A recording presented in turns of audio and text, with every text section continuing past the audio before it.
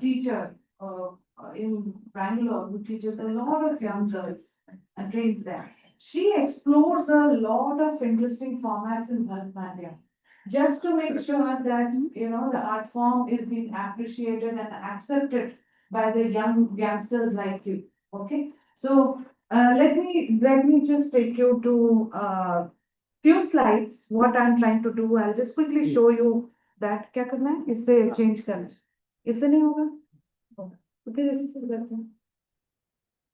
Okay, so this talks about demystifying that meaning and association in Indian classical dance form, which is called Bharatanatyam, through bodily movements. Because Bharatanatyam has to do with, there's a lot of body movement, right? There are a lot of mudras, um, uh, bodily movement, facial expressions, hand gestures, and above all, the experience of spiritual expression using machine learning techniques and immersive technologies. We were talking about immersive technology. Someone was asking question. It's difficult to be in that space. Technologically, it's very difficult to adjust to those um, lenses and screens, and there's a lot of fatigue that happens. So I was exploring and I said, let's think that there is an interesting aspect that is untouched or unexplored by the youngsters. Can we see that? So when a dancer performs on in a theater or on a platform, what kind of things do you observe? In particularly in Bharatanatyam, what kind of things do you observe? If you are a novice, you don't know anything about Bharatanatyam, what is that you observe? What is that you see? Body movements, expressions, size, mudras, hand movements, the way the performer is using the stage to narrate something, right? There is a form of narration in some performance. There is a form of classical. There, how many forms are there? There is a natya. There are other forms, right? I'm not a dancer, but I'm interested. I experience. So I'm a connoisseur. Who is a connoisseur? Connoisseur is a rasika. Rasika meaning somebody who tastes and gets the experience from what you see. And that is what my intention is. You don't know classical dance? Fine. You don't understand, but you understand the costume. You understand the beauty. You understand how the artist is taking that experience by bringing the performance in front of you. So much of practice, so much of devotion and dedication to the art form, right? So this is what I want youngsters to be open to and at least be able to understand the goodness of what is being presented, right? And that's the whole point of uh, why is it not going? Mhm.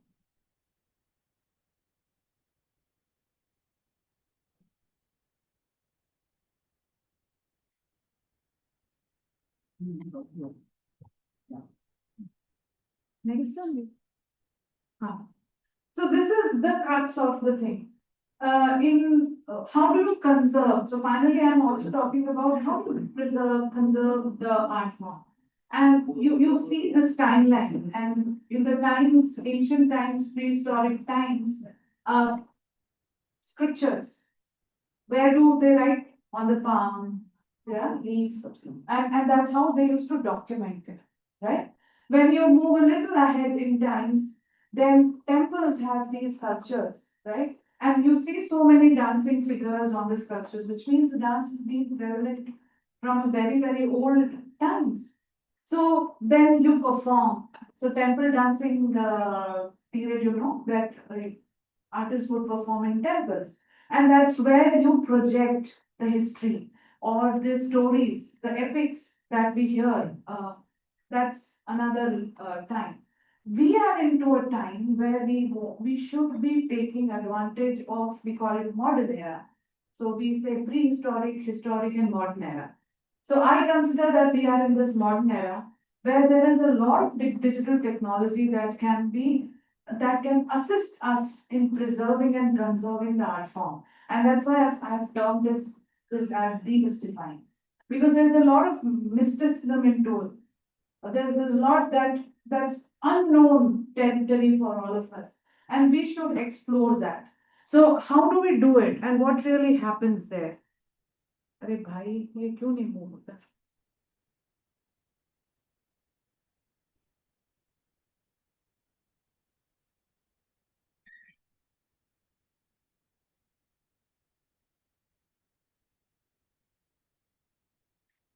Is there a problem with the laptop? No.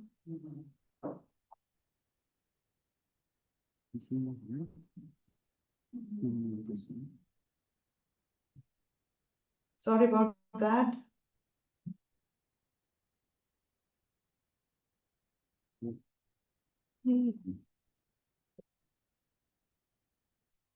Okay.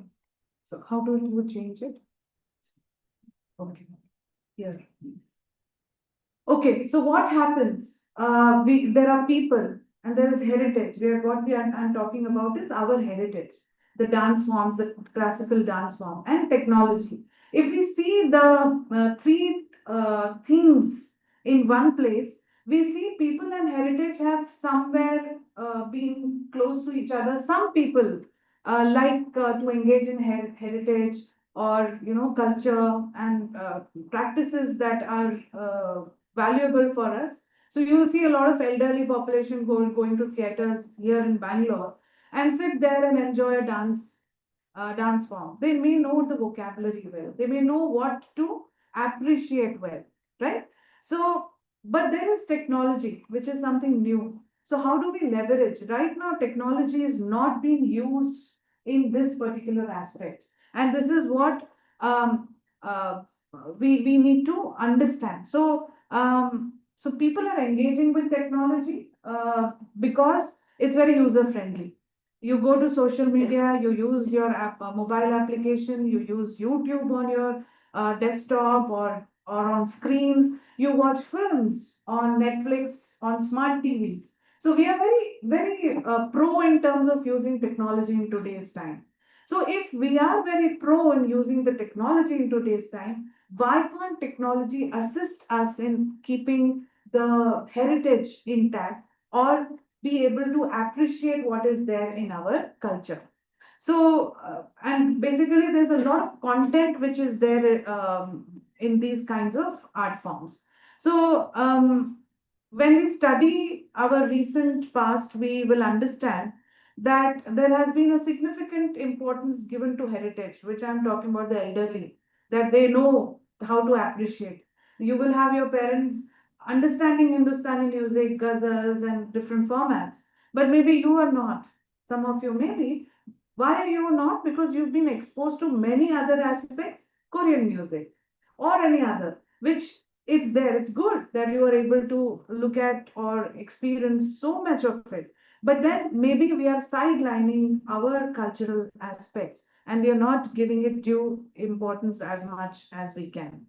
Um, so, so this project specifically aims at bringing all these together, where we say people should come together, uh, understand the heritage, experience the heritage, but using the technology because we are not technology shy now. We are very happy with using technology. So today, if I give you your mobile app and I say that there's a dance performance here, I'm not able to understand, but there is something that will make you help you understand. You will definitely do it because you're very close to the latest technology. And that's where we would like to bring in. And that intersection, this design scenario is to design an experience for people with heritage through technology. And the framework, so what I'm looking at is building a framework where any kind of performance, Bharatanatyam performance is happening. You just have apply that framework and bring the meaning and association being displayed using technology. And that is the intersection where my project is at right now. So if you're talking about Bharatanatyam, we are talking about spiritual experience. So I may say that there is a particular mudra. The mudra can be understood by a lot of this machine learning using AI because a lot of data will be available. But what do you do to that data? I understand what my movements of the body are, what my expressions are, what my mudras are, but what do I feel? The sensations within us when we experience an art form being presented in front is not being able to, no technology can help you right now to go there. So if you build that experience better for people, then maybe the spiritual experience, or in Indian aesthetic sense and sensibilities, is called Saridai. What, how you experience and how the artist experience, they are coming closer or together, and that's when any performance is very, very wow, right? So that is what bringing emotions, melody, and rhythm to dance, and the way you experience it is called spiritual experience. Brings spiritual experience. So the format that I'm looking at is this is how. So now it's a little bit of technical, but I'm just trying to help you to understand it. Hand gestures, bodily movements, so these are the dance attributes, which is what you see when the performer is performing in front of you. So there is a body posture, there are hand gestures, there is facial expression, and then there is talas, which is the music, right? Now, all that when you're looking at the audience space here, audience have two senses which are stronger, which they are using it. One is the ability to see and the ability to hear. So which means that we need to maximize these two senses to bring the experience of a kind that we are looking at, which we are saying that it can bring the spiritual experience and elevate the spiritual experience. And the center is what we use technology. For example, if I give you an AR application and I say that you can actually understand the meaning of either body posture or hand gesture or facial expression and be able to educate yourself to understand that. So that particular space where the green space that you see is the space where technological interventions can be made, being designed in center. So these are some explorations that our students have done, and they have studied a typical stage, right? This is how the stage is usually. That's where the artist performs, and that's how the audience sits. So, how can technology help in bringing the experience unfold in a way that you would want to consume, right, and understand?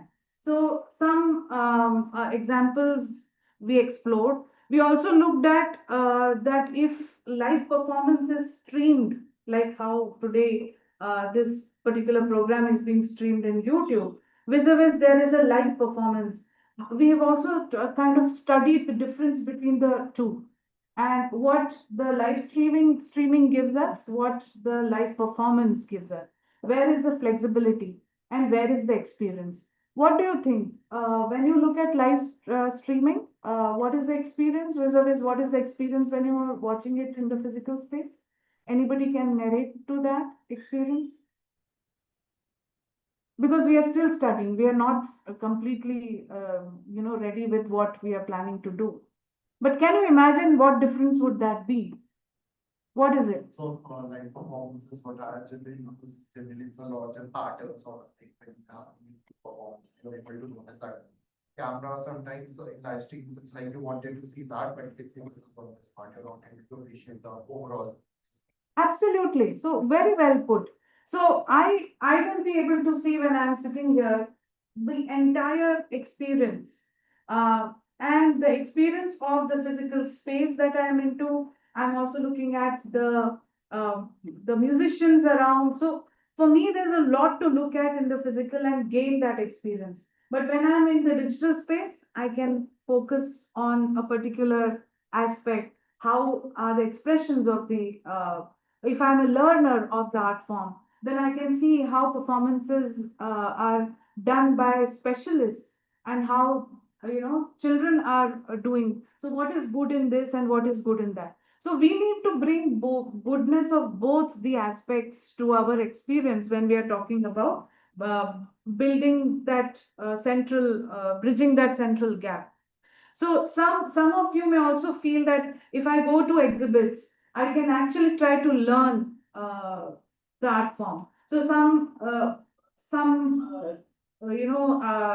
installation can teach me how I can understand this art form, and I become a little richer in terms of knowing what the culture is in store with. So I can also experience, I can also learn, I can also experience some of the steps which are very, very popular.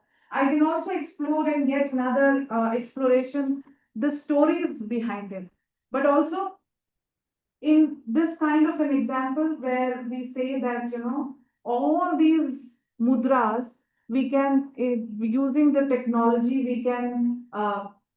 we can build data which helps users to understand the essence or core or meaning of the bodily movement. So some of those experiences are also being looked at. So this is just a glimpse of what I've been working on for a couple of years, and we are still in progress. And what we are just understanding that we are using immersive technology because in a immersive technology day by day is becoming little easier for people to use it. Yeah.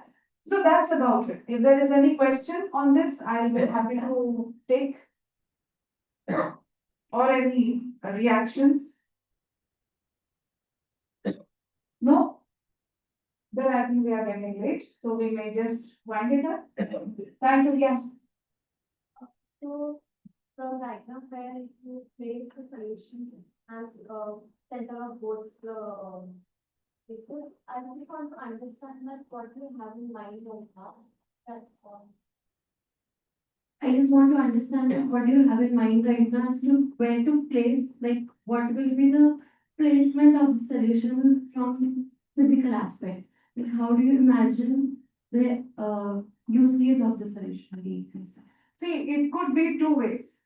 One is your theaters are well equipped with some technological aspects, wherein we say that all theaters which are where Bharatanatyam performance is happening, because there are typical forms that are explored when you are using the techno, I mean, talking about Bharatanatyam. Or I'm saying there are many ways, but there are these two ways. So either I make the space very well equipped with technology, or I say that I give you tools, like I give you an AR class. Yeah, so which helps me see the physical experience also. But wherever I have, want information, I get information as well. So I'm right now figuring out in terms of which is the most feasible aspect to do, because then the cost implications will be very high. So my culture, I want to take it. I don't want to make it so expensive for people that there is already people who are not coming and experience. So this is a thought process that's going on right now. I have one more question. Yeah. If it is to be placed in theaters where already Bharatanatyam is happening, from my assumption, the people who are sitting there might have the liking for that art form already. So, how are we adding value for them? No, so that's what I'm saying. I want to place both of such people together. Because see, you cannot only, so that's why I said, right now you only see people, those who are going to theater are generation that is learning, their families, their gurus, or alike, those who have already have some understanding or likeness to those, right? So you will not see a completely filled space where people have come to gain a completely different experience. It's a known experience. So I want that people who know, people who do not know, how they can come together and maybe because of each other's presence also, some of these things can be appreciated, right? Thank you so much. All right, thank you.